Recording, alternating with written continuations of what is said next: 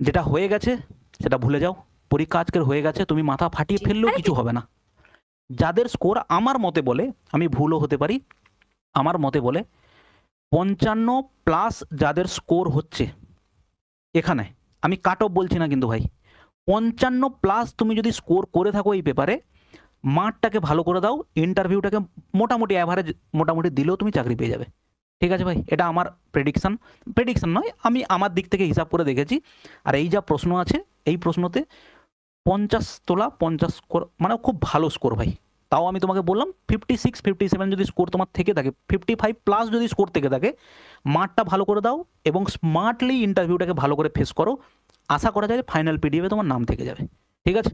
এবং যাদের এখনো পর্যন্ত ভাই মনে হয় যে অঙ্ক টঙ্ক এগুলো সব কমন পেয়ে যাবো না, বেসিক কনসেপ্ট আমি কোনোদিন করবো না, বেসিক কনসেপ্টের ধারে পাশেও আমি যাব না কোনোদিনও। আমি খালি শুধু কোথায় কমন যোগ্য হচ্ছে, কোথায় 500 অঙ্ক করানো হচ্ছে, কোথায় দিনরাত শুধু অঙ্ক কয়েকটা প্রশ্ন নিয়ে করিয়ে দেওয়া হচ্ছে, ওটা করলে কোনো লাভ হবে না ভাই। বুঝতে পেরেছো কি প্রশ্ন হয়েছে? এখানে কোনো শর্টকাট, কোনো কমন যোগ্য, কোনো হচ্ছে এইখান থেকেই প্রশ্ন আসবে, এইগুলো হবে না।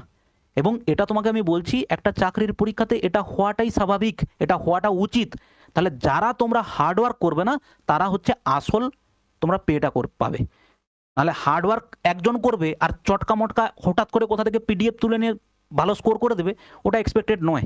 এটা তোমার খারাপ লাগতেই পারে, কিন্তু যে ছেলে বা মেয়ে লাগাতার পড়াশুনো করছে, একটা পরীক্ষাতে এটাতে হয়তো স্কোর খারাপ হয়ে গেছে, কিন্তু ওর পোটেন্সিয়ালিটি অনেক বেশি হবে ভাই। এই পরীক্ষায় পাস করতে পারেনি, পরের পরীক্ষায় পাস করে যাবে। আর তুমি ওই চটকা মটকা পিডিএফ নিয়ে কয়েকটা কমন যোগ্য, কয়েকটা সিওর সাকসেস নিয়ে তুমি যদি এগো, আজকের হয়তো একটা লাভ দিয়েছো, কিন্তু তার পরের দিন দেখবে লাভ দিতে গিয়ে হোঁচট খেয়ে পড়ে যাবে, উঠতে পারবে না আর।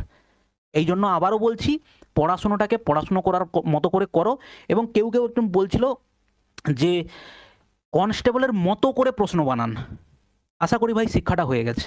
ঠিক আছে? এরপর থেকে আর কখনো মানে আর এই সব জিনিস নিয়ে চিৎকার চেঁচামেচি করবে না। সবসময় আমি বলি যে লেভেল সবসময় আপ।